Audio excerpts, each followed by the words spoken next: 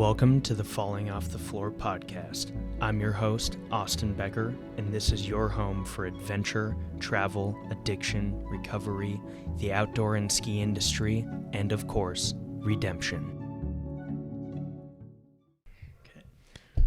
Hello, everyone. Welcome to the Falling Off the Floor podcast. This week, we have a special guest, actually. Our special guest is Haley Olsen. Haley is an old friend of mine from high school, and what were we saying? It's been like a decade. I think it's been at least 10 years. Yeah, a literal decade since we've reconnected. She lives here in Colorado, and we've been like trying to find a time to hang out. Finally made it happen tonight. Yeah. Had a nice meal, hung out with a bunch of friends. Haley has a podcast herself. She's on a little bit of a hiatus from said podcast, but she has an amazing podcast. I was literally telling her yesterday that one of her episodes was like incredibly beneficial for me during a breakup. I was like sad boy era, and this podcast, I was like, oh my God, this, you know what? Haley's right. Screw her. I'm doing great. I'm not heartbroken anymore. And you didn't like think about like sending it to me when I was going through What? Yeah, no. Yeah, none of that. You know what's funny is I actually usually think about my guests when I'm doing my podcast or my listeners or something and think about what's beneficial to them. And for that episode, I was like, what's going to be beneficial to me right now? And it was that guest that I had on that also kind of pushed me through my breakup and made me decide that maybe the relationship I was in was not what was right for me. So that's funny. We were all in it together. Amazing. Well, it's an absolute pleasure to host you. Go ahead and give a little synopsis, a little recap of what your life has been like the last 10 years. How'd you end up in Colorado of all places? Yeah. The floor is yours. Yeah. So I grew up in Lake Arrowhead with Austin. Is that something we're sharing here? I guess yes. so. Yeah. And then I went to school in Arizona and came out to Colorado for work after the pandemic, or really mid-pandemic, I guess. And I thought I was going to end up in the city and live a city girl life after living in a bunch of small towns, but found my career in Breckenridge, and I absolutely love it. I do architectural design, and I've been designing houses here now for 4-ish years. My podcast was kind of a side avenue, a passion project, I could say, that I'd been thinking about for a long time. And I came back from traveling abroad for a few months and decided that I was going to start it. And it's amazing. Yeah. Speaking of traveling abroad, you travel a lot. We travel a lot. We talk travel on this podcast a lot. Yeah. You also have a blog. I do. Which I didn't know that. That's cool. I found the blog literally yesterday. You know, when I have a guest, I do the old stalking of Instagram profiles, figure out questions to ask, and I texted her and I was like, "Oh my God, you got a travel blog too! Awesome!" Yeah. So tell us a little bit about that. I clicked through quickly last night. Looked like you were in Thailand, bunch of other places. Yeah. What was the inspiration for that? Yeah, so I was in the typical 9-to-5 career job out of college, the money-making situation that we're all told we need to find straight out of school. And I did that for a few years and decided I hated it. I loved the field. I hated the 9-to-5 office job. So I needed time for myself to figure out what I wanted to do, if I was even in the right field, if I wanted to move abroad, or some of those opportunities we didn't get during the pandemic. Yeah.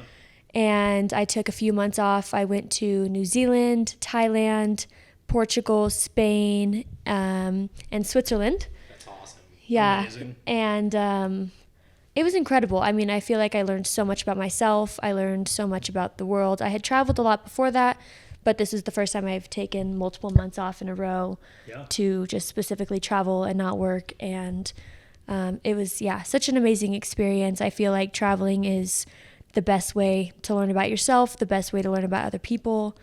Mm-hmm. And I came back with just such a different perspective. Were these all like pre-planned, all these destinations, or you're just like picking as you go? So New Zealand and Thailand were planned. I planned to spend a little over a month in each place, and then going back to Europe was random. Nice. Yeah. So We travel a ton. We've done some traveling together. I don't know if you knew this. My whole family's from Spain. Okay. So when you said Spain, I was like, oh, nice.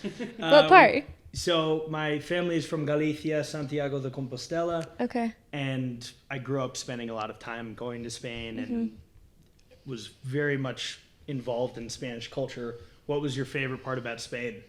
Oh my gosh. Where did you go first? The people, the food. I've kind of been to a few parts of Spain. So coastal, non-coastal. This past time I went, we stayed in a little sailboat Airbnb, which was so fun. God. Yeah. And we were just living in the boat for a few days, and it was such a fun time. But everybody's so nice. I mean, the architecture's incredible. Yeah. Obviously, with my line of work, that's what I'm drawn to all the time whenever I go. That's So, amazing, yeah. Just googly-eyed the whole Yeah, time. yeah. Yeah. Where in Portugal did you go?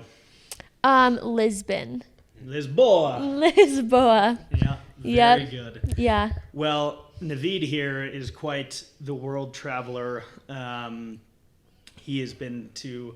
I've been to a lot of countries. We were counting it up. It up. He's got me by a little bit. I've been to like 38 or so countries, Wow. and he's been to like 40 something. Yeah. Great. You guys are busy. Yeah. You know, Well, kind of a past life, it feels like that. Like you travel like through, like right after, like when did you like start traveling this much? I think with your family, right?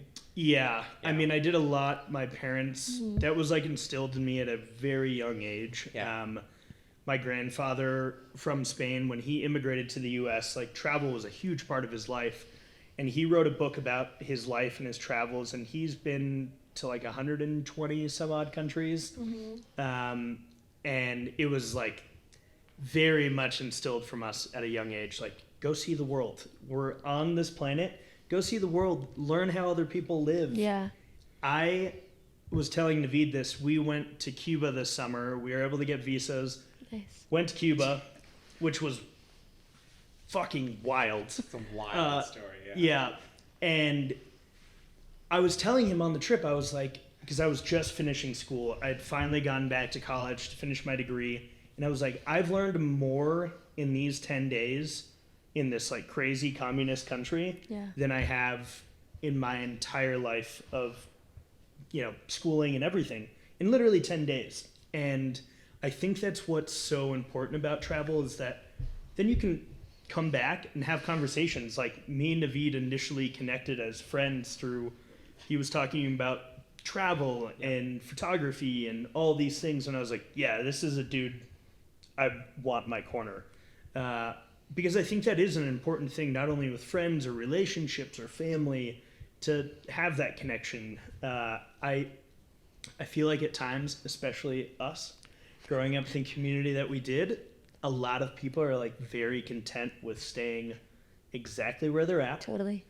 And never leaving. And it's a very sheltered place. I think that we both probably have found since leaving how different the world is than maybe we thought the world was where we were living. Yeah, absolutely. Yeah. That's kind of like my experience as well too. Like, you know, growing up in a third world country, I got an opportunity to move here like through my family, and I remember literally like, so right after high school, I went to Iceland for the first time. Like, you know, after coming to US, it was like my first ever international trip, and I still had a green card at that time. I didn't have a US passport.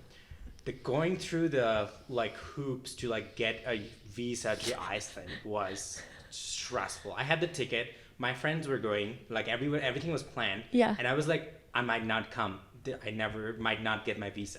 So like we never know. So like once I got my U.S. passport, boy, it like opened the door. Yeah. And I started like just like hollering at it.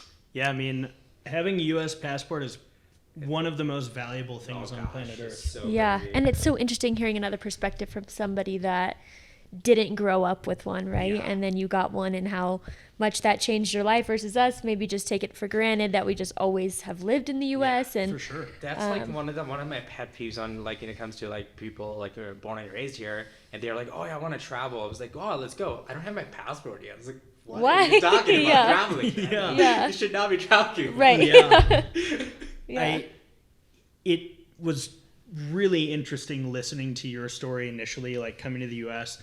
and you had connections to the U.S. and were able to get that dual citizenship, where like a lot of people come to this country and our friend Varun, a close friend of ours, Varun, came to this country and went to college, got 2 master's degrees, maybe a doctorate or something. Anyways, he kept going to school because that was the only way he could stay in our country. So he would get a master's degree, and then they'd be like, you need to leave. And he'd be like, all right, time for another master's degree. This guy is like a senior engineer for Amazon. Like extraordinarily smart, super successful. And the waiting list for India is like 15 years right now to even get considered. Like, and that doesn't mean that you're getting into the U.S. It means you've come to the top of the list and they will like review your application. Wow. Yeah. So he got deported. Like a close friend of ours got deported deported to Canada. Well, Yeah. Amazon took care of him. Yeah. Yeah. We'll help you out. Well, don't give him that much credit. He's gonna listen to it and he's gonna like, oh yeah, you guys talk so much about me.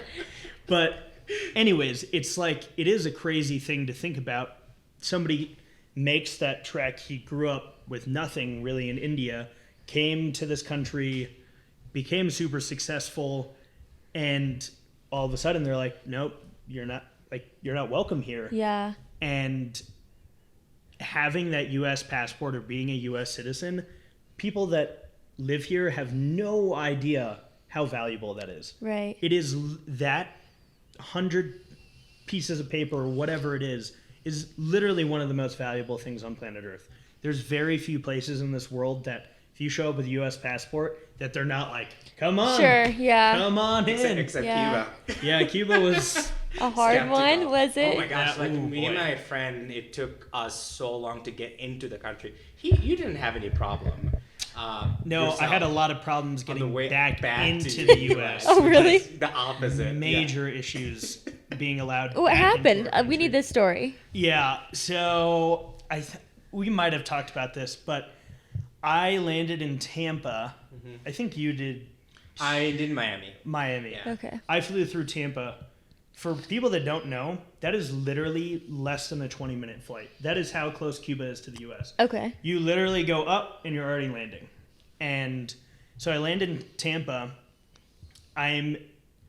This is how weird the Cuba thing is. They have their own customs only for the country of Cuba. So you land in a certain section of the airport and you do not go through the normal customs as everyone else. You're only with people coming from Cuba. Okay. And they've got it's a whole thing literally just for people coming from this country. This is how much our countries hate each other.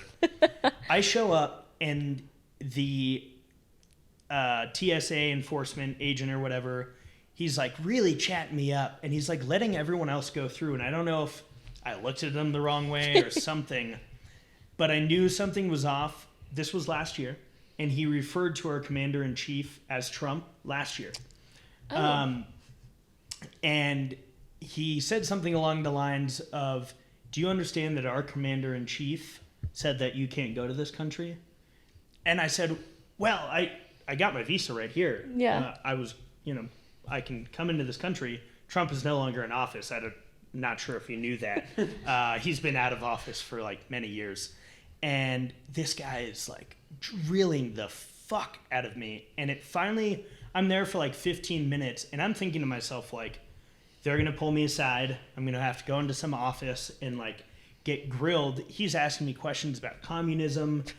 And At the airport. I'm like, dude, why did I have to go into this line? There's so many other TSA agents. And it came to the point where he was like, how much money did you spend in the country of Cuba? And I was like, I came with like $500 cash. Yeah. And that country is so cheap. Yeah. $500 for 2 weeks was like, Amazing. we were living like kings. Yeah, for sure. Literally like VIP, everything. Like the service, incredible. Wow. Yeah, they're in the worst economic crisis that they've ever been in history. Anyways, we get to the end of the conversation. He was like, do you think that your 500 people helped support the Cuban people, or your $500 supported the Cuban people? And I was like, listen, man, like I don't know if you've ever been there, but that $500 literally meant the world Goes to so these long people. way, yeah. Like our tour guide was saying her monthly rent in Havana is like $20 a month, US. But they're getting paid like cents an hour.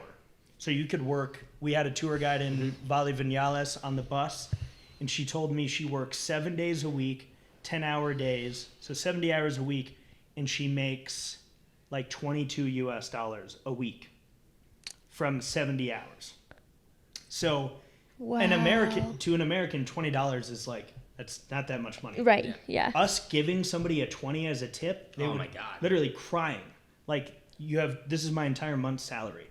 So it was a cool experience. Yeah. And to have like the bookend of the trip, this asshole at TSA being like, and I'm walking away and he goes, you know what the office of OFAC is? And I was like, no, I don't, man. Well, it's the Office of Foreign Asset Control, and they're going to be crawling up your ass so fast, you don't even know what hit you, mister. And I'm like, cool. Can I go Have a good day. the Yeah. country that I live in and pay taxes in? Like, fuck you, man. Yeah. I never got anything. I had valid visas. I was allowed to be in the country. Yeah. And I immediately call Naveed. Yeah. I'm like, at this point, my face is red. I'm like sweating. I'm taking the shirt. Like, oh. And I've got E. coli and COVID. Oh no! Yeah, Oh my that's god! another story. Yeah, that's Yeah, a whole nother. This part of is the a trip. whole thing I need to hear about. Yeah. This is crazy. It's gotta be a podcast, Too so we long, gotta yeah, move a on. whole nother one.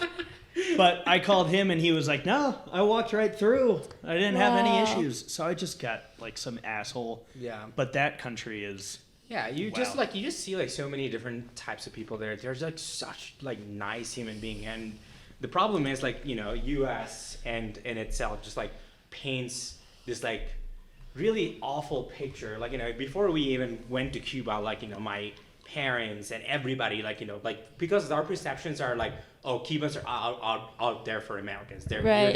You're gonna get beheaded. Right. That's like the first thing I Beheaded. heard from everybody I told that we were going to Cuba. People couldn't be nicer. People like, you know, Pablo. Pablo, like one of the, Oh on the my God, Airbnb Pablo. hosts. And like he's talking about like giving like people the tip, and they're like, well, we can't accept it. They're just like pushing it away, and like, you know, that's And like we gave them maybe a $40 tip or Yeah. something. Wow. for like Our Airbnb for like 4 nights there, Yeah. which was one of the most incredible experiences. We stayed on their plantation, which they grow guavas, tobacco, potato, like all this shit. They've Yeah. got like acres and acres of land. He's showing us how they grow the tobacco. We're rolling cigars with him. Fun. This was Oh my gosh, how literally cool. less than $20 a night. And then each meal was in this beautiful oasis garden that they have, all farm to table from their, and they're like, oh yeah, we just slaughtered this chicken for you.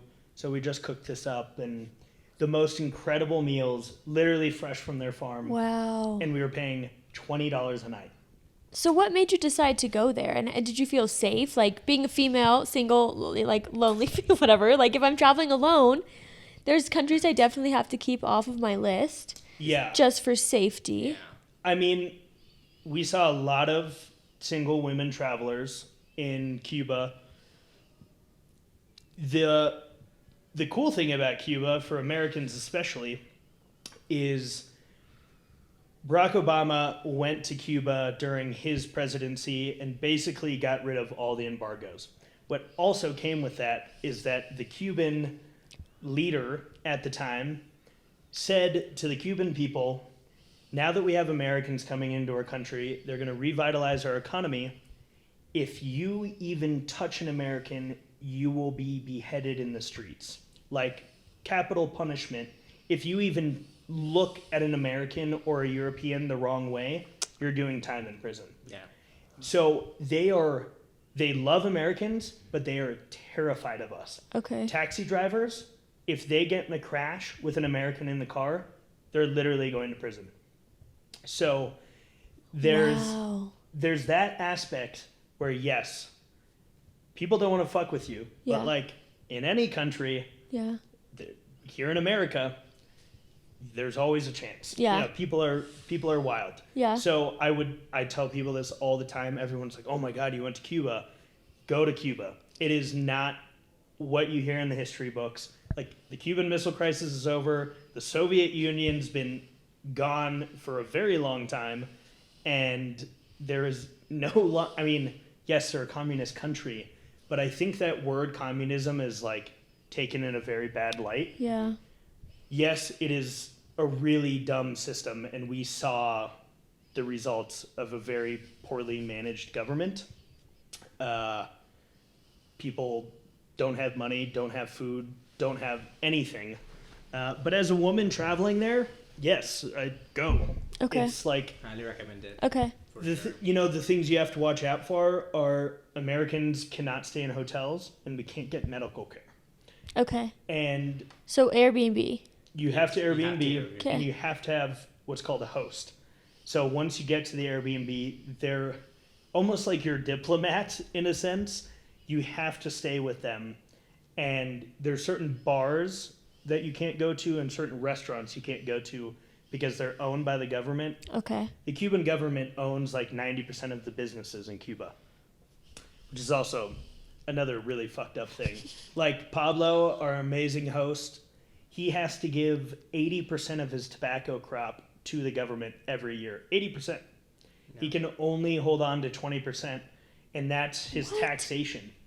So the government then sells those cigars Yeah. Overseas. to Of course. overseas, Of course. and that's the only money that they have coming Oh in my gosh. because they don't have exports. But Yeah. you being like appreciating architecture, you love It that is. place. It's gorgeous because it's like kind of feels like it's encapsulated back in like 1960s. Wow. Yeah, everything is like All the cars are all classic cars from the Yeah. 60s. Really? There's no modern cars because being a communist country, nobody wanted to fuck with the Soviet Union. They were like, no. So the two cars that you see there are American classic cars and then Russian cars. Oh, interesting. Because when the Soviet Union came, they came with all of their cars. So that also speaks to the Cuban people. They have nothing, but they all have cars, and they've been able to keep them working for close to 100 years. But things back then were built so different. They were actually Yeah. built to last versus now they're built to break. We had a couple of interesting situations Yeah. in taxis. Driving from Havana to Valavinales might have been the roughest ride of my life in this like 1950s or 60s like classic car. The exhaust was coming out into the car, and this is like a 4 In the car? Yeah, it's like a 4-hour drive. This is when I realized I had E. coli, and I'm sitting in the back of the car like, oh, guys, I think I'm dying. Like, I don't know what the hell is going on. But Cuba's an amazing country. Okay. Noted. From your travel, like from architecture standpoint, what's your favorite country? Oh my gosh, probably Spain. I mean, Switzerland was incredible, of course. There's so many historic areas that you can appreciate all of the architecture. But Spain, I mean, just all around. Italy, Spain, I would say top two. Any specific like architect that you like drawn to, like any kind of like a church or any kind of specific monument? You know, I think that that's such a hard question to answer because through school, you fall in love with a style of architecture, and then the next week you learn about another style, and you're like, I think I love this even more. And so that's so hard. I think that each style has such a different, unique aspect to it that I love so much. But I don't know that I could pick a favorite. I think that I just appreciate all of it for what it is and for the history it has behind it, really. For sure. Yeah. While we're talking about traveling, though, does anyone have like their most exciting travel story? I feel like that's one of the biggest takeaways, right? Like you're traveling and then you come home and everybody's here living the same life and you feel like you experienced something so different and you're coming back to a life that's almost standing still. And you have these. I feel like we've been talking about travel for the last 15 minutes. So let's go with you. Yeah. With your question first. How about you? Like, what's your favorite travel story and like what was your biggest takeaway? Oh man. Well, I don't know. I mean, you have the young stories, right, of traveling to different countries, especially countries like Mexico that maybe we're told as young Americans that it's not that safe to go to, and you have an experience that proves you wrong, that it's actually a safe, great country to be in if you're in the right areas. But my favorite travel story, I think I've been a big New Year's Eve traveler for a while. I've searched for the world's best New Year's Eve, and I haven't yet come to a conclusion. I think Scotland has an incredible one. They have the whole Hogmanay Fest. Okay. It's like a 4 or 5 day festival. Every day is something different. There's a torchlight procession. They have a whole street party where they block off a bunch of streets. Yeah. New Year's Day, everybody goes and jumps in the ocean together, and it's a big celebration. And I think freezing cold temperatures. yeah, it's That's like a fucking polar awesome. plunge. Yeah, Yeah. That's awesome. That's amazing. So I think Scotland just so much about their history and really the community of their country as a whole. Yeah. I really love Scotland, but really I love the New Year's Eve crowd in general. No matter where you go, you find friends, the hostel life that I'm sure you're both so familiar with. Very And much so. yeah, just bringing that community together, that you make friends from all around the world, and you can decide to link up again in another country, not book your trip home and keep traveling with them or whatever. I think that's really special that you're not going to find really in your everyday life. There's like no hostel life here, basically. I mean, there are some hostels here and there, but it's like. Oh, Blaze. But When I was on my Boston Ripper, I found myself a nice hostel. God. Oh, yeah. If you've heard the Austin Goes to Boston story, you know that. What a tagline. That is really cool that you've kind of chose New Year's Eve to be this travel date for you. I don't know if I've ever met anyone that's like chased that. Maybe I should start chasing New Year's so Eve. funny that like my story would be like in a travel story like that's like near and dear to me, actually kind of similar. It's my birthday typically. Oh. Like this is last like 3 years I haven't done this, but like before this I always go chase Northern Light on my birthday. And I would just like just like go there usually by myself like a lot of the time, or like a really close friends. It was like before I met all of you guys, but like it's just I would go find a really really isolated location, watch the Northern Light on my birthday, usually bring a cupcake, and like every year bring a cupcake, one single candle, and just like make a birthday wish. That's so cute. Oh man. That was you've seen that plane photo, right? Like I was like standing on top of this abandoned plane. You've probably seen it in photos. It's like that abandoned plane in on Iceland. Yeah, People will take photos through it. Yeah. Yeah, that is incredible. It was featured on the news recently, right? Really? Your friend Carmen. Oh yeah, my friend Carmen took that photo and like featured it. That's true. That's true. I forgot Wow, about that. how cool. When is your birthday? October 23rd. Okay. So it's actually a pretty good time to go like Nordic countries to like go Northern Light hunting, because it's half day, This year half night. you went on a pretty incredible trip. I did. I went to Norway this year. Wow. Yeah, same kind of How trip. cool. Yeah, that was amazing. We flew into Sweden. I have a cousin that lives in Europe, all the European countries. Okay. Everybody kind of flew together to Stockholm, and then we rented a camper van. We didn't rent a camper van. We got a camper van. Another story to unpack. Yeah. And then just Influencer life. And then like we drove from Stockholm all the way to northern Norway, Okay. which is like about like 15-hour drive. So we just took like about 10 days to like drive all the way to this island chain called Lofoten Island. So you go to an area in Norway, and then you take the ferry to these islands. These are kind of broken chain islands. It's beautiful, very picturesque, like locations. Like all fishing villages. They depend heavily on tourism, but during like these kind of months, there's like not much tourism happening. So I love traveling to the Nordic countries around this time because everything is cheaper. Yeah. Like all the camper like van even if you rent it, it's like half offs, and all the Airbnbs are pretty much half off. Like so, it's like very very cheap to like travel. And whenever people ask me when to go to Iceland or this Nordic country, I say like go in October or go in April. Okay. Because noted. it's like you get half day, half night. You get to like hike, you get to see all the cool things, and you get to see Northern Light if you're lucky. So it's Wow. best of every world. Yeah. Don't get me wrong, summer is pretty freaking cool there too. Dude, that photo you took of that red house on the Yeah. cliff at Oh my God. sunset. It was Thanks, sunrise guys. actually. Sunrise? It was at 3 a.m. Like sorry, not 3 a.m. Sorry, it was at opposite. It was at 9 a.m. at sunrise. Sunrise is at 9 a.m. Sunset at 2 p.m. Okay. That was like I Short went in days. November. Okay, for that yeah. one, so it was a little bit later in the season. It was negative 13 Fahrenheit. During the day. During the day. Wow. And it was like super, super cold. That was like a cold front going on top of everything. And we were just like, like all like 4 guys are huddled up in the camper van. I am like, making sound, just getting up, making some myself coffee. I see the sun rising. I was like, I need to take this picture. This is like one of the pictures that has been in my bucket list for a long time, because I've seen all my friends from like Nat Geo and like all the travels like taking this picture. Yeah. So I was just like, I need to take this picture one day. So I knew exactly the location, so I went up there. I was by myself, nobody for hours, and I was just like taking photos after photos just to get that perfect glow. Dude, that That's photo lives rent-free in my head.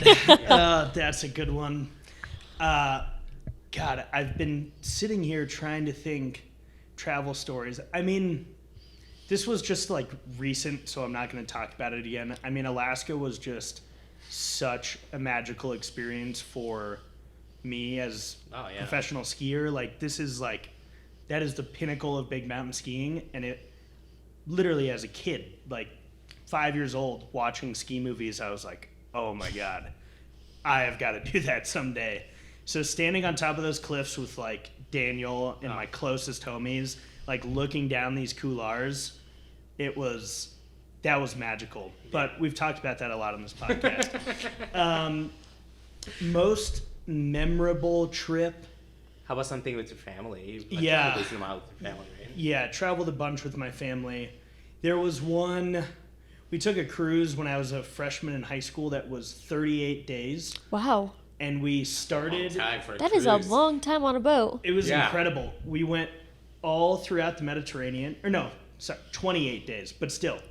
We started in Portugal and went down to the Rock of Gibraltar, the UK Isle, the Island of Monkeys, which was fucking crazy.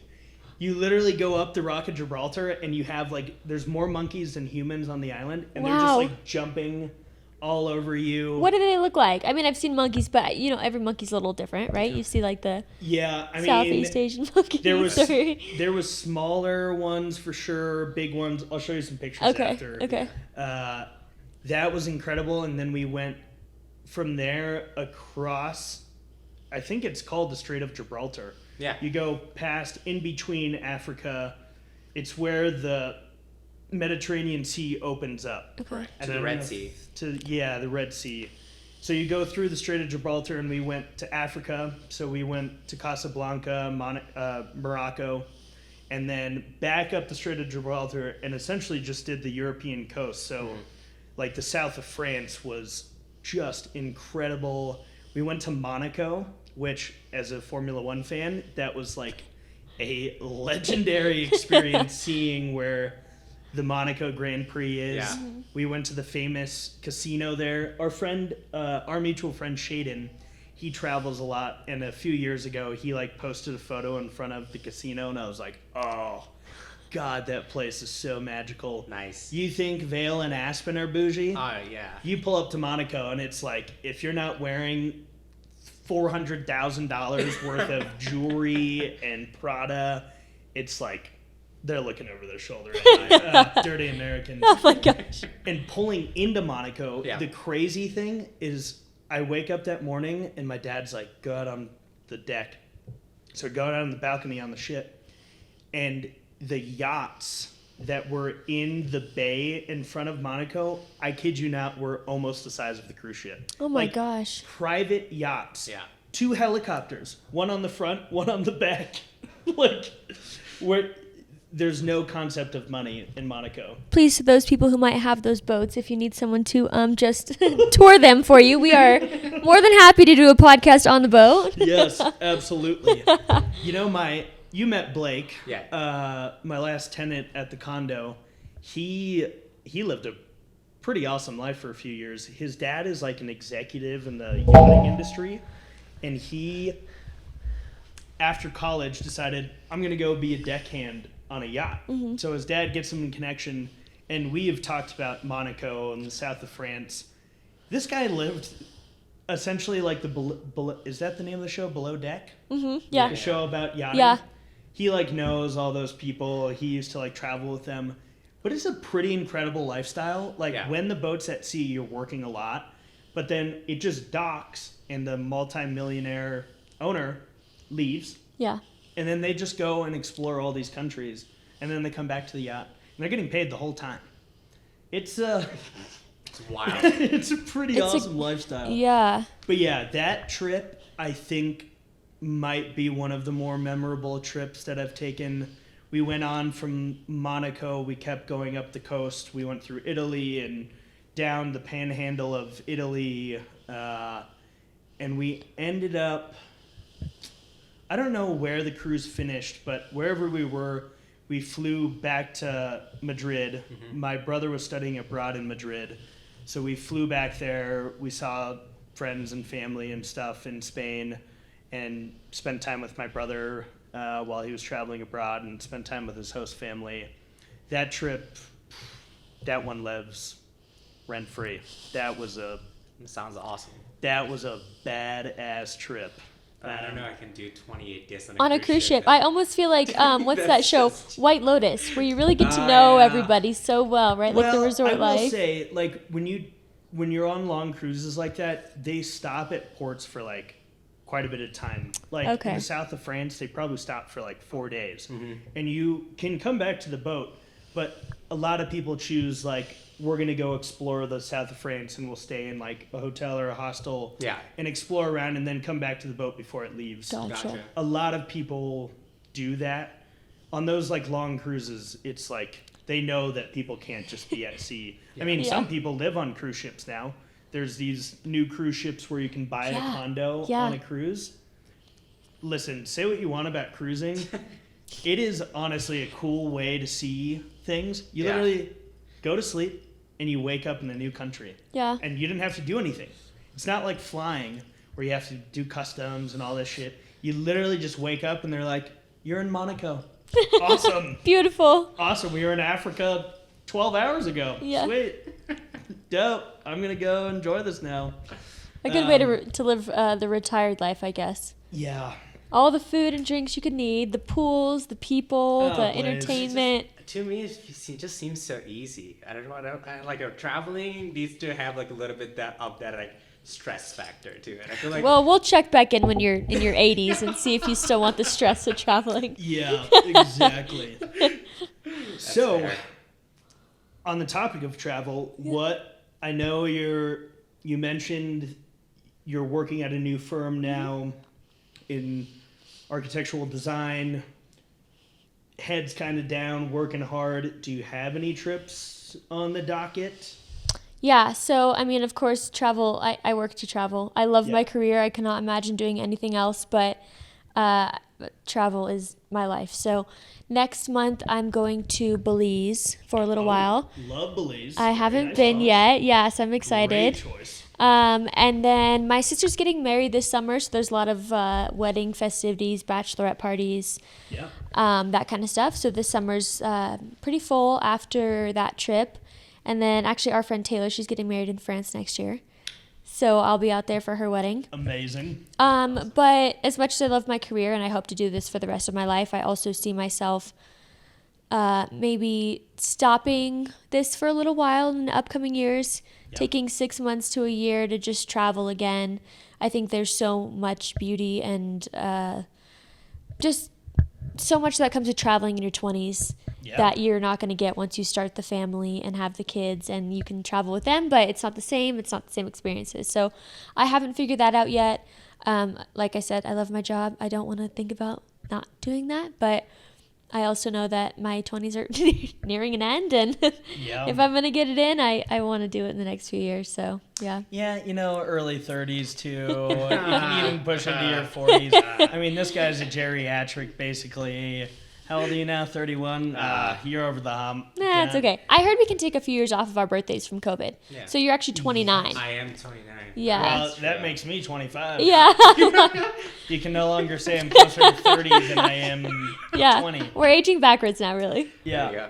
I always joke with him that he's a geriatric, and finally when I turned, I think it was 26 or something, they were like, well, you're closer to 30 than you are 20 now. Terrifying. So you're over the hump. And I was like, fuck, I can't talk shit anymore. Well, I still can.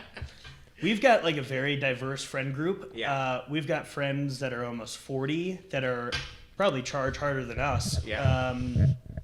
And yeah, we've built like a really awesome community of people that travel, ski, adventure. We've got our favorite friend trip of the year coming up very shortly in like a month. We go to this very secretive, it's a family secret to one of our friends. We literally get a latitude and longitude coordinate. That's it.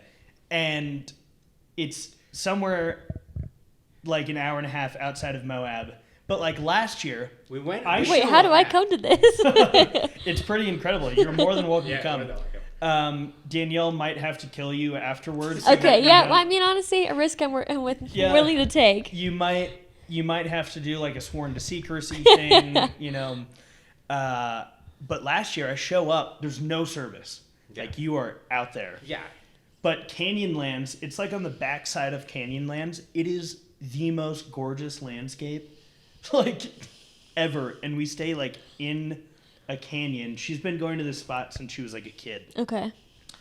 I show up, no service, and I see this Bangladeshi man standing next to a river. On the other side of the river. You On have the to other cross side it. of the Okay. river. And he's like going like this. And I've got the Tiguan.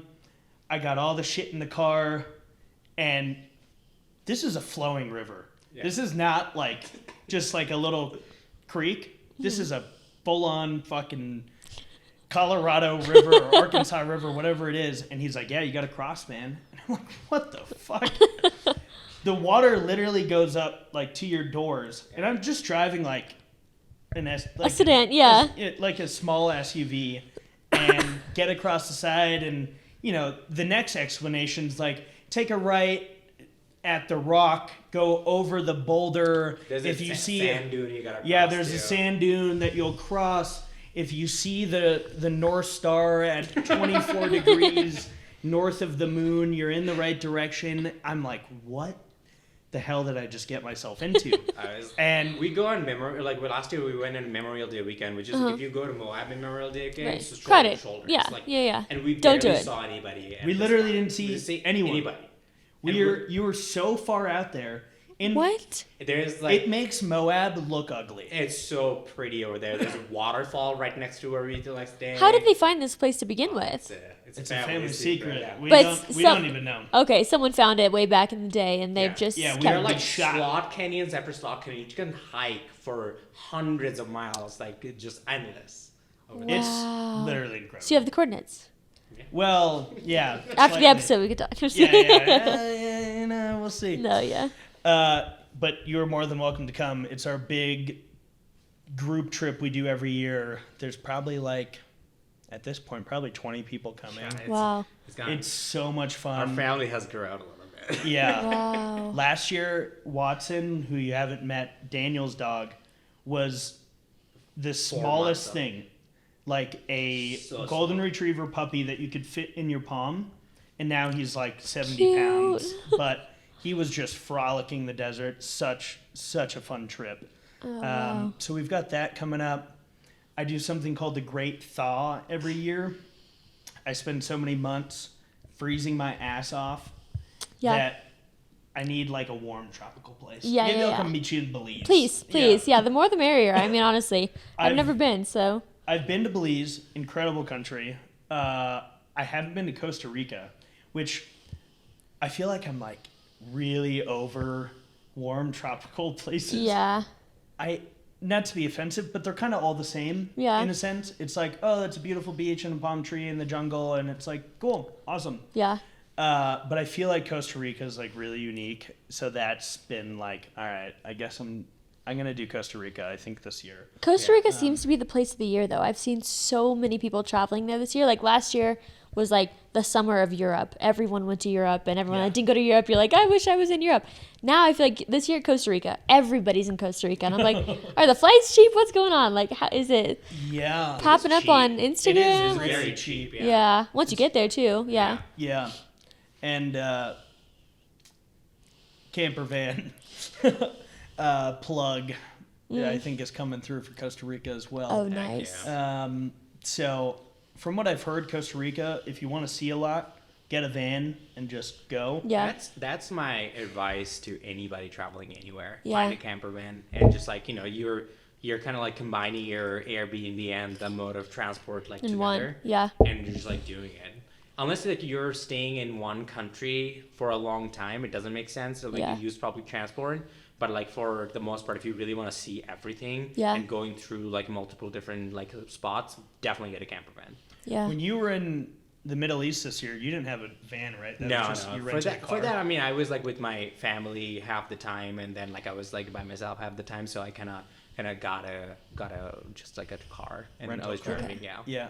Driving through Jordan, not sure if, and the war just breaking out in Palestine and Israel. And yeah, I mean, luckily you're from Bangladesh.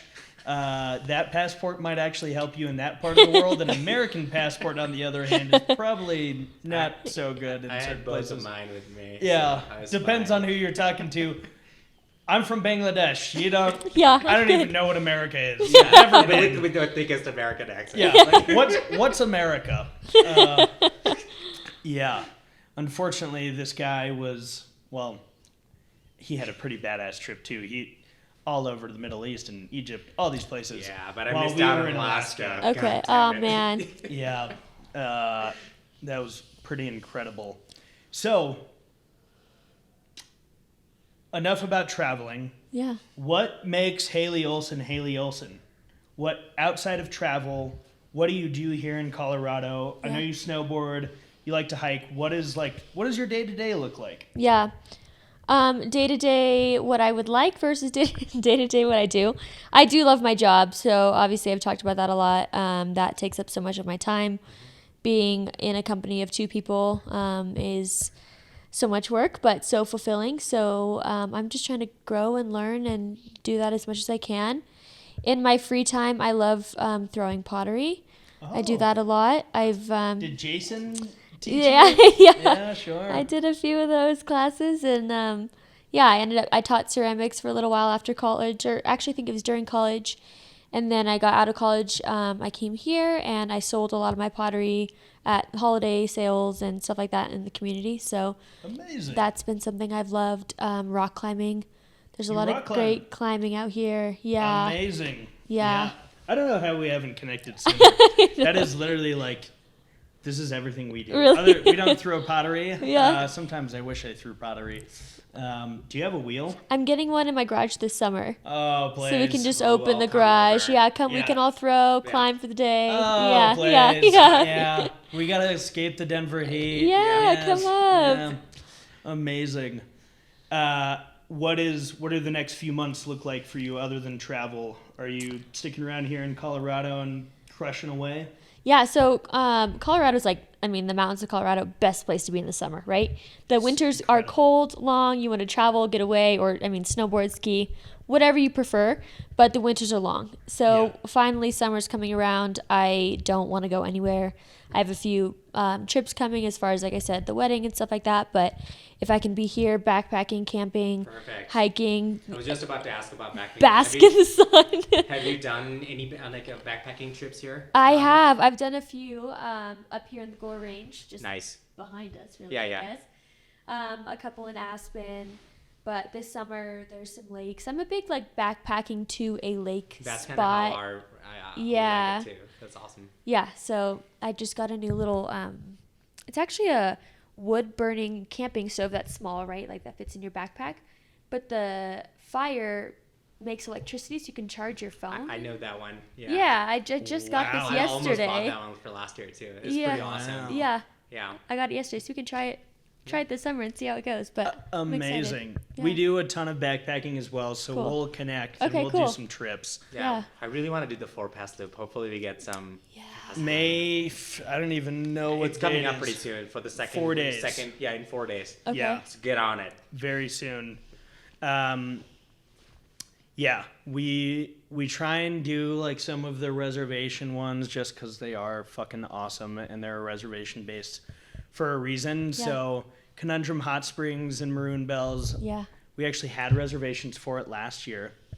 This guy had something come up, and then my college at the time was like, you're taking your college exit exams that day.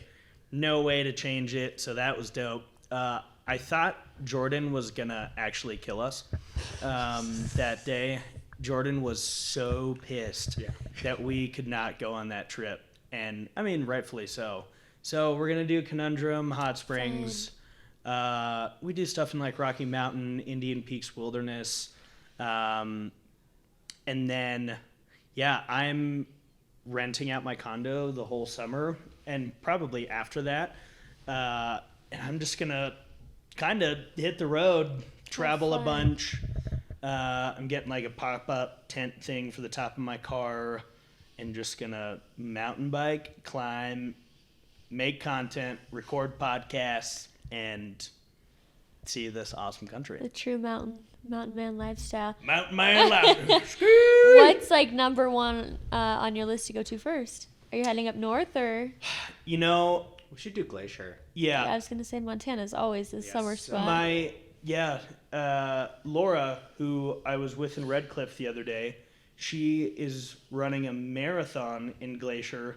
Wow. But she is running the marathon when we're supposed to be in Moab for the trip. She was like, do you want to come to Glacier with me? You can just hop in. And I was like, fuck. Those are like the only days I Glacier can't. Going to be even like thawed out by that time? It's like, so they get so much snow there. Right. Yeah, I mean, going to the Sun Road is closed. I've been there in May. Yeah. Going to the Sun Road is closed, but everywhere else, like lower, anything closer to Kalispell, there's no snow usually. Yeah, I want to get to Lake McDonald. That's like has been one of my top like on the list. I got to show you this photo I got of Lake McDonald. We slept on the lake. We had a camping site on the lake. Yeah. Golden hour comes along, and it was not golden. It was like bright pink, and the water was so still that it was like a perfect mirror image of the sky onto the lake. If you weren't looking like really closely at the photo, you could not tell if I like stacked two. I mean, it is like perfect glass. Glacier is the most beautiful place in this country, I think. I mean, maybe even up there for running in the world, but Glacier is just... Glacier's incredible. A whole different place, yeah. I think very close second to Glacier for me is the Tetons. Yeah. I love Tetons. Yeah. Like Grand Tetons, that vibe that I had, I was at this nomad camping site for like a week and literally woke up each morning to alpenglow on the Grand Teton. Yeah. It's like, it's overwhelming how gorgeous it is. I for a long time had that print in my hallway of the alpenglow hitting the Grand Teton. That was a nice taste. Yeah. Yum. I just one of my friends got a permit this year for Havasupai Falls in Arizona. Oh, nice. So we're hiking that in October. Never mind. One of my friends is going to pretty soon. Really? Yeah. She's going, I think, May 5th. You might have met her at the Gaper Day. Mm-hmm. Like, she's going. Yeah. Pretty jealous. I was invited. Were you? To a Havasupai Falls trip, but we're not going to talk about that. So you're not going? No, I'm not going. Okay. For anyways. undisclosed reasons. Yeah. Well, if we have a spot open up, you can go with us. We're going end of October. Oh, nice. That's when I was supposed to go. Were you on my trip? Anyways. No. Anyways.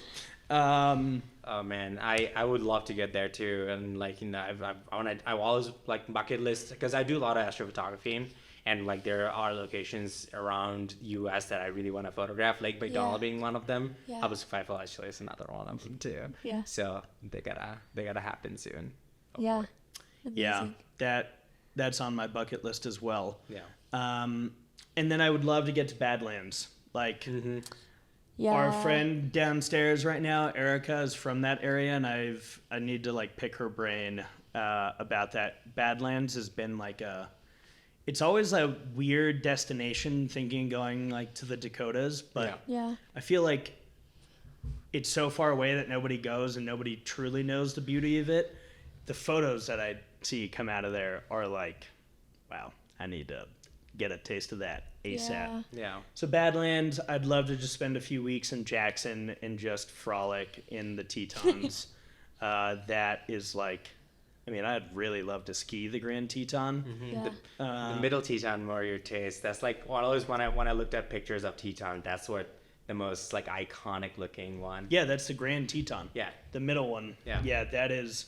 There's some ski lines off of that require some real heavy mountaineering skills that I don't know if I feel prepared enough for, but I think that's the next season objective. I would imagine fucking skiing down the Grand Teton. What a best! But yeah, that's kind of what I have on my bucket list for this summer. I'm just going to be traveling. I'm going to rent a room from a buddy of mine just so I have like a place. Leonard, my cat, is going to travel with me. He's going to be... This is so cute. Yeah, he's become an adventure kitty. He's gotten a lot better, like being outside. I have a vegetable garden in Denver, which I'm not doing this summer, and I'm heartbroken about. But Leonard was literally the vegetable garden cat. Everyone loved him. I'd bring him. He'd be on a leash and frolic around through people's gardens. So he's like used to it now. But yeah, he's going to be a road kitty, road warrior. Oh my gosh, I need to see pictures of this. That's adorable. Leonard is not a cat. I'm convinced. He might be the coolest cat dog animal thing. And I hated cats. Oh man, did I hate cats. And how did you end up with him? well, that's a loaded question, but I had an ex-girlfriend that the relationship was coming to an end, and I was at this point where I was like, I need something to like fill this void because the relationship isn't going well. And I decided I'm getting a puppy.